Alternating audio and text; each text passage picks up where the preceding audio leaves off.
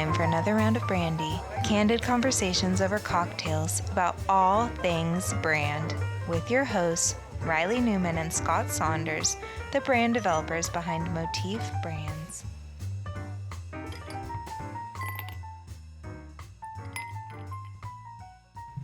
All right, welcome back to another round of Brandy.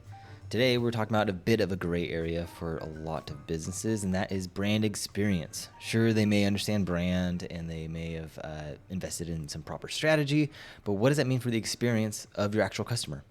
This is a huge point for a lot of businesses, and it really can make or break your brand. Reilly, how would you sum up in a sentence what does brand experience mean as it applies to brand, but more specifically, how do you define brand experience? How does anyone define brand experience? I think it's hard because it's kind of everything. Like you think of going to a restaurant, to the store, to the movies, anything is an experience. So when you throw in brand into that, it's really what is someone taking in during that whole time they're spending with the business. How do they engage with it? Yeah, and how they interact with it, how they engage with it, how the brand engages with them. And I think it's a hard thing to kind of put a pin in because it is everything. It's how the employee speaks to the customer. It's how the paint on the walls looks. It's how the railing's painted. It's how the door creaks when it opens. It's everything.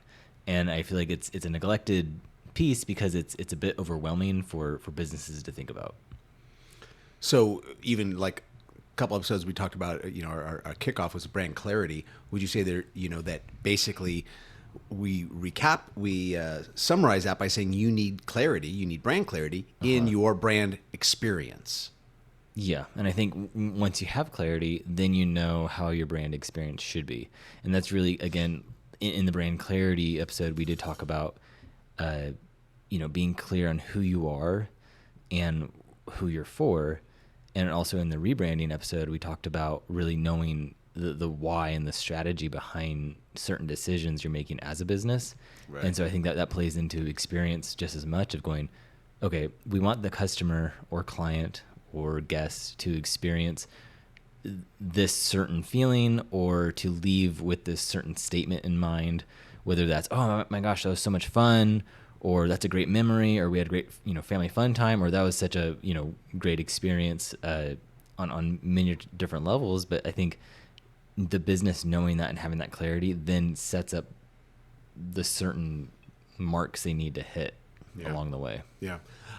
And sometimes too, I know it's always like when we've written, articles for Negative Space, we always try to bring in some sort of tangible reference, something out there that someone can, because brand topics, brand itself is an ambiguous thing, and topics about it are ambiguous. So when you have, for some people, some of our listeners that are like either small business owners or maybe just are interested in branding or even see like the importance of brand in general, either whether they're a consumer or they have a personal brand. In a sense, we all walk around with a personal brand. We have a message, we have a style, we have a, and we gravitate towards things. We're passionate about things. So, okay, let's talk about an industry that I think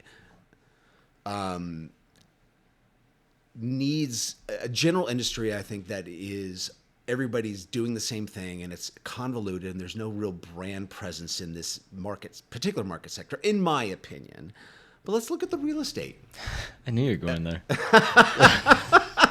Because we've had conversations in the past about it. That, a realtor or real estate brand or company or agent, they all do the same thing. Everything from advertising with their picture and everything and putting it on ad spots on carts to mailers and everything. There's this traditional way of marketing homes, real estate, where it could be commercial or residential, but everyone does the exact same thing. Everyone follows suit, and yet everyone is vying to sell, and how much power you know, we've half jokingly, gosh, if we were to start our own real estate company selling real estate, yeah, we'd nail it. that'd be- Because if you just looked at a piece of land or a home as something to brand and Market. and doing it not the way everyone else is doing it, we would, I mean, shoot, maybe we should maybe we'll get do into that market sector. But I think, like you said, it's I wouldn't say it's traditional marketing that they're after. It's safe, and I think they go to the meetings and everyone's, oh, you put mailers on people's doors, or in the mail, and you hang things on people's doors, and you do these certain like farming techniques, they call it, of like certain neighborhoods, and it's all safe. No one's actually going outside the bounds of, okay, what would increase that experience of them as a realtors are essentially personal brands, really, but like how do you increase that experience or do something that's unique and distinct to that individual that increases the value, increases the appeal to homeowners, and actually increases the probability of a better marketing as you're selling homes. And we've written about that before with the housing of, you know, what if a realtor focused on a certain type of home? There are realtors who focus on luxury homes, but what if there's a realtor who focused on, you know, a 2-bedroom, 2-bath, or a 3-bedroom, 2-bath home, and that's all they did, or a certain price point, or homes just for military families, because military families are always moving. What if they just focused on that? And I know we brought up that point before, and I was like playing with that in my mind where, yeah, there is opportunity, because how do you create an experience for something like that? And the experience, again, when you look at these touch points, you look at the behavior, how someone engages with the realtor, all these things, like the experience is exactly how the person goes about contacting you. And right now, you can imagine how you contact a realtor is either through Zillow or through their website. That's actually just a template from Remax or Century 21 that they give them. And all of those things are very predictable and not setting you apart at all. Yeah. I just see so many independent realtors or even group companies that are just they're trying, right? They feel like, oh, we get a good logo and we're gonna have some really smart looking designed yard signs, right? But that's one experience, is the visual experience of driving by and seeing a home for sale with Brand X Realty. That's one experience, but then, like you said, the follow-up, the salesmanship. If I'm getting useless trash in the mail from these companies trying to sell me stuff when I'm not even interested in the market, and I'm not, you know, like they're just it's constant but hooks. Yeah. And to me, I look at it as waste and sales. And it's white noise to me as a consumer. Yeah, and I think it's just like kind of the car salesman complex where no one wants to be sold to, but everyone likes when they buy something. And real estate has to come to that conclusion of, yes, you need to pound the pavement and you need to raise awareness about the inventory and what you're trying to market. But that doesn't mean you're selling to people and you're selling them on things and you're pitching them, because people get tired of that. And I think one good example is Compass, which that's a real estate group. And they actually do this really nice magazine where they do architectural shots of these homes. They look really, really good, and they'll pose them, and the magazine is almost like you're looking at a Dwell magazine where it's just all architectural, and then in fine print they'll have information about that listing. They're all listings, and you know, their logo is super sleek and modern, and it was kind of the younger person's like real estate group. And that's since then Century 21, Remax, all of them rebranded to look more contemporary ever since that. Again, following suit.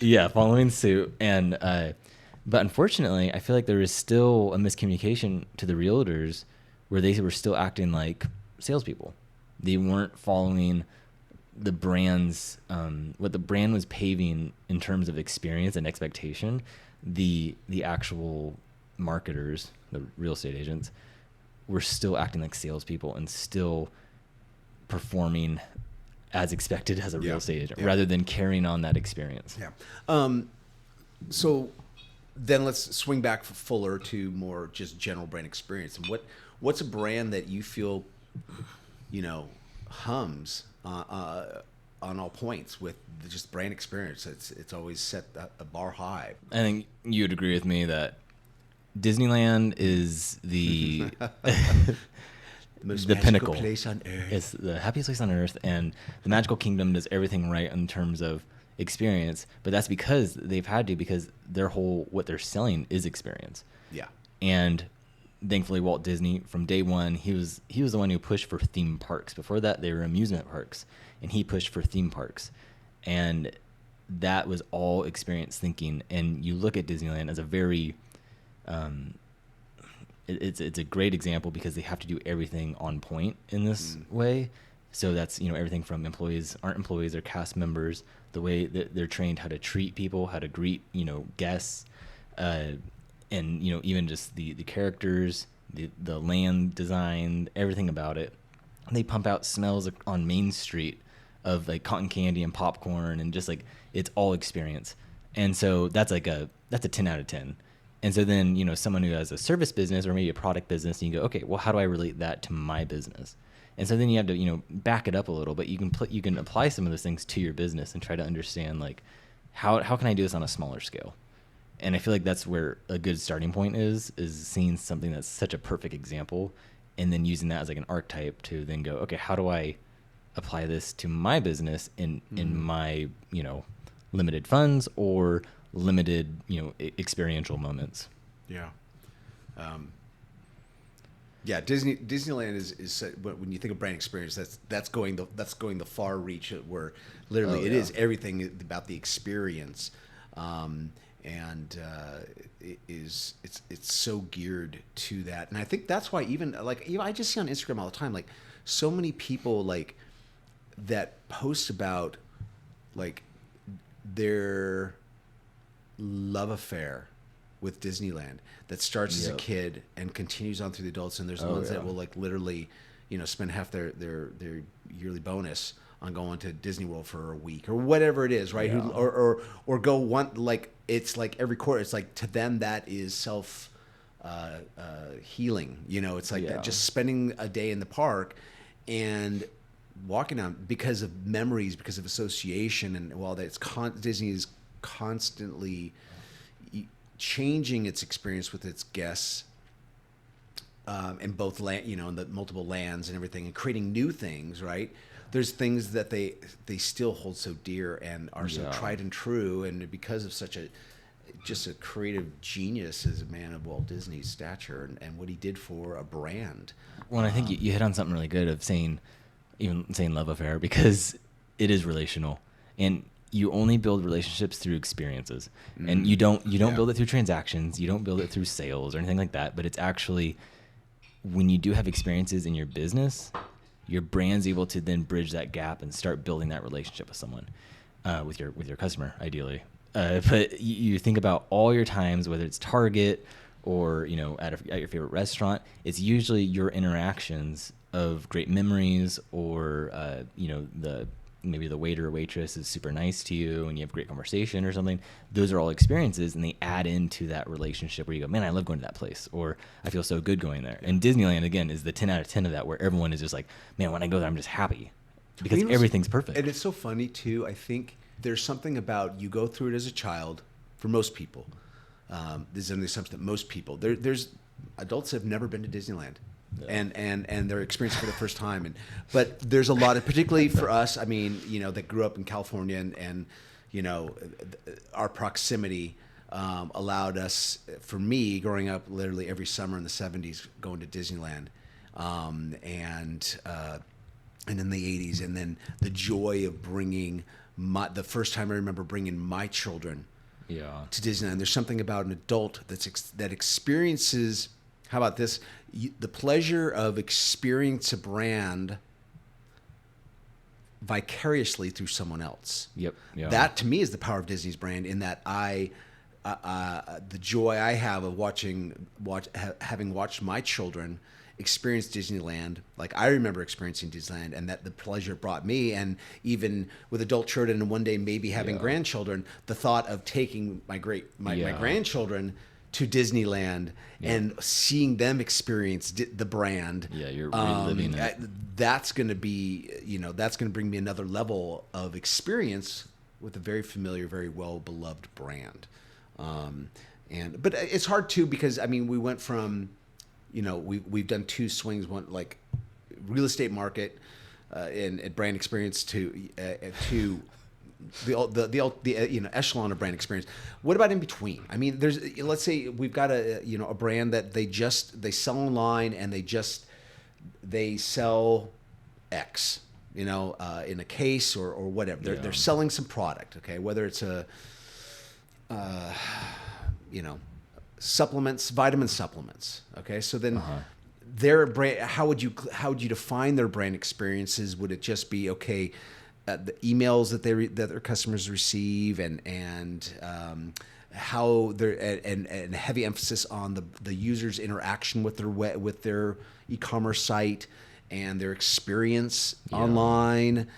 Where else if I'm doing it, if I'm trying to do it differently, but in the end, I'm still just kind of doing it like everyone else is doing it. How do you make the best of the limited brand experiences your brand may have, our listeners' brands may have?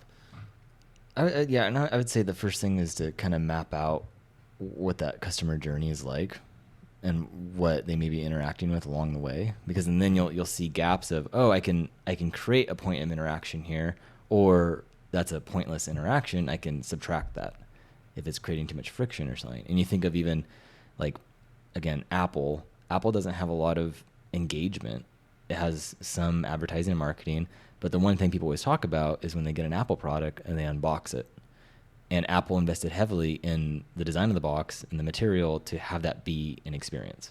And I feel like that's is that even just unboxing the product is an opportunity to have an experience. And so even if you are an online product, you have very little interaction with your customer other than emails, then you have a huge, outside of product design and packaging, you have a huge opportunity in the shipping, in the delivery, and all those small touch points that once someone receives it, they're probably excited to get it, depending on what the product is, but they pop it open. What's that like? How are they now discovering the product? How are they engaging with it? What's the first thing they look at? And I always say it's like being empathetic and getting in the shoes of your customer and going, okay, is this a supplement that's helping them with a pain, or is it helping them with a health issue? Because those should be handled differently. Or is it something that's going to benefit them with whatever muscle gain or something like that, that it's a aspirational thing? Because then it should be aspirational.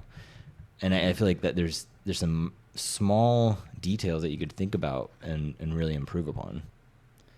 And I feel like people will use that as an excuse of, I'm just a small business, or I just do this. And to me, it's like, no, even more so, zoom in on those details and be able to add value. And that's what, again, Walt Disney, he'd always say to plus an experience. How do we plus this? And I think that's why they call it Disney Plus, is that's a nod to Walt. But he would always look at something and go, how do we plus that? One of his big pluses was doing a parade and fireworks show every single day. And then his other plus on top of that was, let's do it multiple times a day, multiple parades. And so he was always plussing and looking at each engagement and going, how do I plus that? So even when someone's checking out on your website, or they're, signing an invoice or whatever, it's like, how do you plus that engagement? Because that's where you're going to get the experience. Yeah. And whether that's throwing in a bonus item for free that was and not even and maybe not even there's some brands that you add something to the cart and you go to checkout and automatically there's an extra thing and they're like, oh hey, this little sample's on it, and that's cool too. But I even go so far as throwing that in unexpectedly on the customer, so when they receive the item and they're opening up, they got what they ordered and more, and there's your chance for increased value, which leads into I know we're going to be in down the road, we're going to be touching on another topic of perceived value, but that's where I think the power of brand experience then helps build into the perceived value of the brand and the perceived value of the experience. And and I feel like unfortunately, brand and experience get thrown in the bucket where it's like, but what's the ROI? What's my return on this? If I spend this much, I can't just give away product for free. And they're missing the long-term view of it. Of no, this is, imagine what it costs you to make that product, and you give it to someone for free unexpectedly, but you know what they're buying already, you know they're going to like it, and then they're over the moon about it. Like, how much is that worth? And then how much you play that out and go, how much is that retention worth? How much is that word of mouth worth? All those things. And it's typically a really good return in theory, but it's still, I think it gets put aside, just like brand, where it's like, well, I can't see my return right away, so I'm just not going to do it at all. Yeah. Or they're so the business owners are so locked in on the dollars and cents. If they're going to invest it, they've got to have a return on it. Yeah. But they count that return in number of sales or profit margins. That's something that is a tangible that you can put on a book, but you can't quantify affirmation. Yeah, no, exactly. And admiration from your consumer, and unless you're selling something that you never, it's a one-time sale, right? Yeah, that's it. It's a one and done. Never, you don't hope or desire a repeat order from a person, or whether that person goes out and tells 10 other people about you. If that's the case, yeah. Business usual. It's a transaction. But if you're wanting to make something special, if you're wanting to have the best investment you can have is a happy customer, because that will be your advocate in all the ways that you can't be as a business. Yeah. Behind the scenes, casually, nothing better. Yeah, that's your marketing. Yeah, that's that gets into grassroots marketing, but it's like funny because people think, oh, I need to get into grassroots marketing, and they feel like that's something I need to invest time, money, and energy in to specifically grassroots marketing. Grassroots marketing is a byproduct. It's not the product of your endeavors. It's the byproduct of your endeavors. The product of your endeavors is a happy customer, and you do that, and they'll raise their own army to speak on your behalf and boast of you on the mountaintop. Yeah, they call it grassroots marketing because grass is hard to grow. But once the roots are networked and interwoven, it's great. But it's a bugger to get going. Actually, that's funny. It's a bugger. I never thought of it like that. I'm trying to grow some right now. You're trying to grow grass right now. I'm talking about normal grass, not special grass. But so we talked about kind of touch points so far with brand experience. Another aspect of brand experience is the identity of the brand. And that really goes into the logo, the face of it, and really the overall direction of the styling and the aesthetic. Yeah. I think that's where, brand experience is, this is going to sound, it's the word that comes to mind, even though it implies so many different things, but it's brand experience is sensual, meaning it is sensual in that it appeals to the senses. A brand, for instance, Hollister or Abercrombie and Fitch, that actually pump a smell, much like Disneyland, right? We're going to pump out the smell of cotton candy or popcorn on the main street, right, into the air. They pump a cologne that is very memorable, that's endearing. And when you come in, it's like, okay, it's huge, but it works. A sound. I grew up in the 70s, but you can still find them today. But man, every 7-Eleven you walked into had an iconic door chime. Whenever you crossed their mat, and the sound of it's like Pavlov dog. If I hear that sound, I'm already salivating over a cola Slurpee and the smell of new comic book ink as I would go in and have a cola Slurpee and look at the latest comics that dropped in, and that bell sound. It's a sound that is used, and very much visually. So again, the senses of smell and taste, and that's what makes brand experience sensual. So when we get into the eye, the visual, having things that are, you leave good experiences. You're not putting, if you're doing an ad or you're doing a billboard, it is intelligently done. It is smartly done. It is well executed. From a design standpoint, it sticks to the rules of design, but it's great because it knows when and how to intelligently break the rules of design to make it stand out. There's clarity. So many. I'm seeing so many logos be designed and be thrown out there that are complex, that look great large and everything, but that's then when they're shrunk down for the purpose of a profile pic on social media, or they're printed in some format there where it's lost. It wasn't well designed. It wasn't designed for scale. If you have to put outlines around your text because it's hard to read without it, then your text is going over an area or background area where it shouldn't be. Yeah. Because you're making design mistakes that seem okay, but intuitively there's a psychology to design, and a lot of that is dependent on the draw of the eye, the retention of the eye, the direction of the eye through a design, whether it's a brochure, whether it's a website, whether it's a billboard or just a simple brand or business card. Is there areas to breathe? Is there negative space so that the eye has a place to rest? Is it memorable? All these things, that's the brand experience, the visual brand experience of a brand. And again, that leads into what we talked about in the past with brand consistency and clarity. I think it's funny that all the examples of poor design that you gave were all a designer or the design neglecting to think about the experience of the viewer. The hard to read type, you gave a couple other examples, but like all of those instances, Drop shadows, stretch, all those things. It's like you're not considering. Again, you're not being empathetic to the viewer or to who you're trying to engage with. You're not considering their experience of it, and I think that's flaw number one. And then they go, oh, why didn't our ad or our marketing work? Or why does anyone want to look at our brand? It's because it's awful.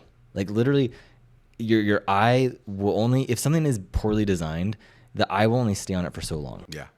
So there's brand experience in all the touch points, and that varies per company, how they engage with their customer or client. Then you have brand experience in the identity of the brand. That's the aesthetic, the overall design, the logo, the identity system. And then I think one thing that's very often neglected is the experience and the position of the business and brand. And this is more in the mind of the viewer or the customer, how they see your business, whether you're a luxury brand or, a more approachable, economical brand.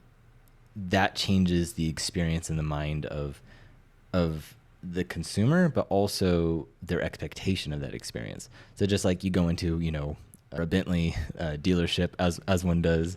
I did last week, actually. No. Versus going into, I don't know, a Hyundai or Kia or something that's a much more, middle class brand. It's like there's a different experience right off the bat because someone knows so much about the brand of going, oh man, Bentley or oh man, Range Rover or some of these luxury models versus what someone knows about, Ford or something.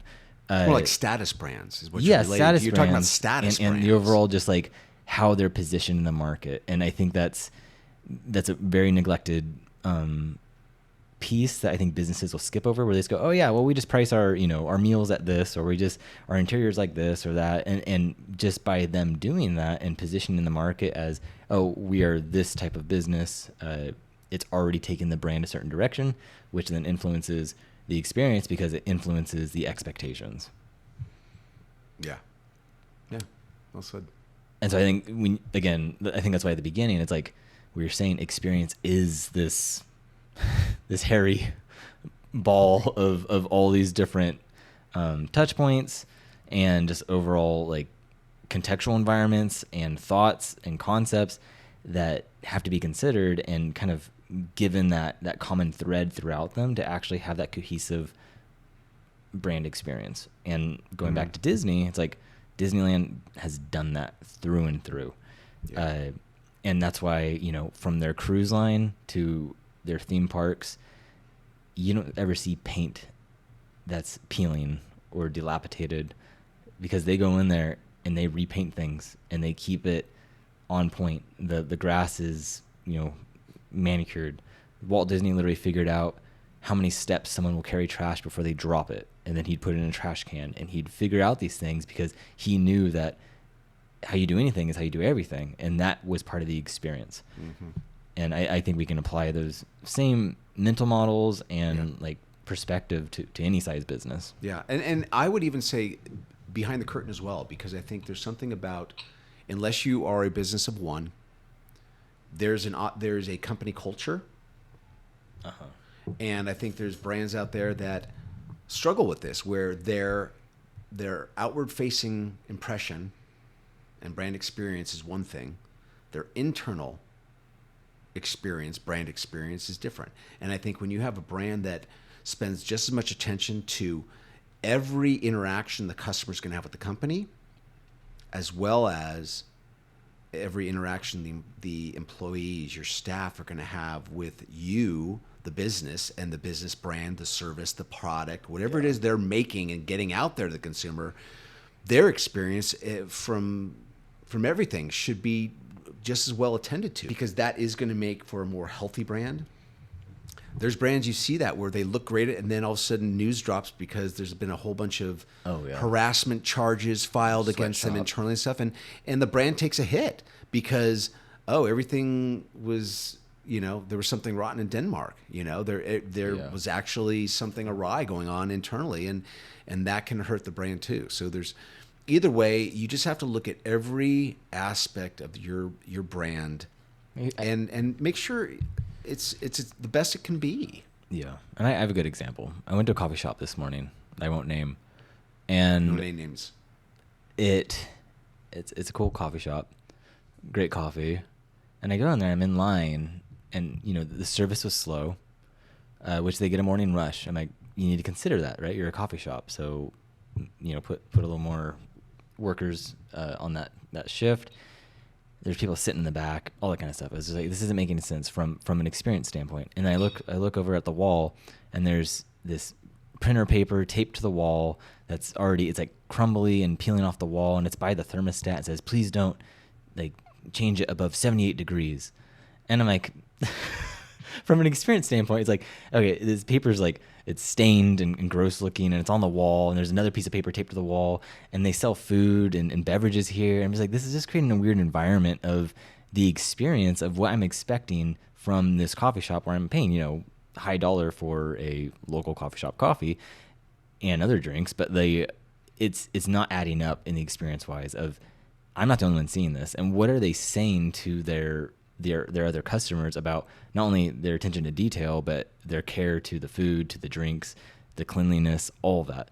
And that's what they've done huge studies on, even just the cleanliness of bathrooms. Of if you go in somewhere, or the general population if goes in somewhere and the bathroom's dirty, the chances of them returning to that establishment are very slim, because it's a sign. It's showing the people that, man, they don't even clean their bathroom. Like, what do they do in the kitchen to the food? And really those standards of, hand washing, all those things that people consider with the experience.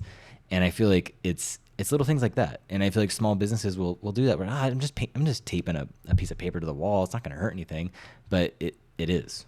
Yeah. And I think, and it's so much about like, I mean, yes, I go, when I go out to eat, the restaurants, but if there's a restaurant that's absolutely not functional, it looks like it's a, some out of the way gas station, like, oh wow, then yeah, I that says to me, what is their kitchen like, the health standards, what everything else. But if the food's good and I go there a lot and the bathroom's okay, you haven't got food I'll poisoning still come yet. back. But if I go there and the food's good and I'm eating there and the bathroom is immaculate, or the bathroom is a fun experience, I'm thinking of like, I say this for instance. I went to a bar that had more of a rock, it was a pizza place that had, but it was they had artwork.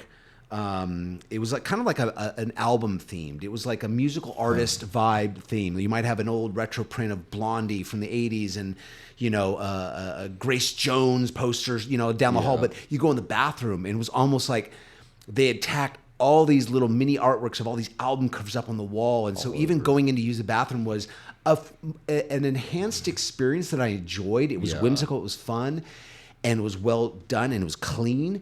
Now you've added a great bath. You upped my bathroom experience. Yep. And I love Frequent You anyway. Yeah. How much more am I a fan? Again, it's that bar of that you can't track, but there's an internal ranking system we give our places, right? And we all have our personal favorites, and whether it's if you ask yourself what place makes the best deli sandwich for you and why, right? And or the place that has the best pizza in town, why? What is it about that makes them your favorite? Yeah. And it may, I think, go beyond simply that pizza pie.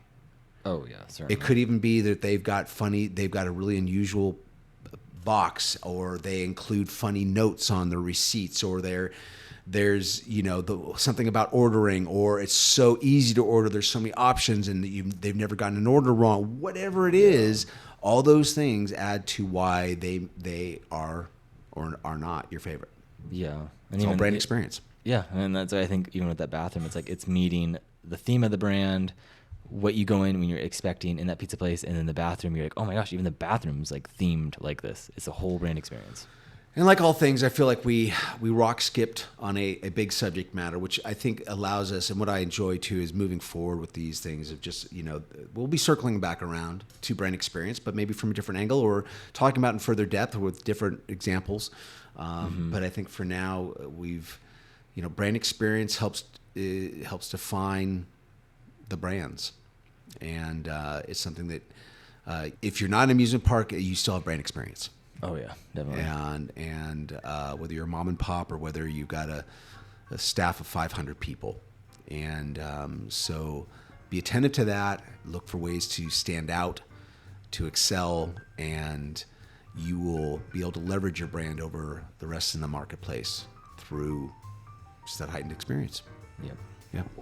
Well, until next time. Cheers. Cheers.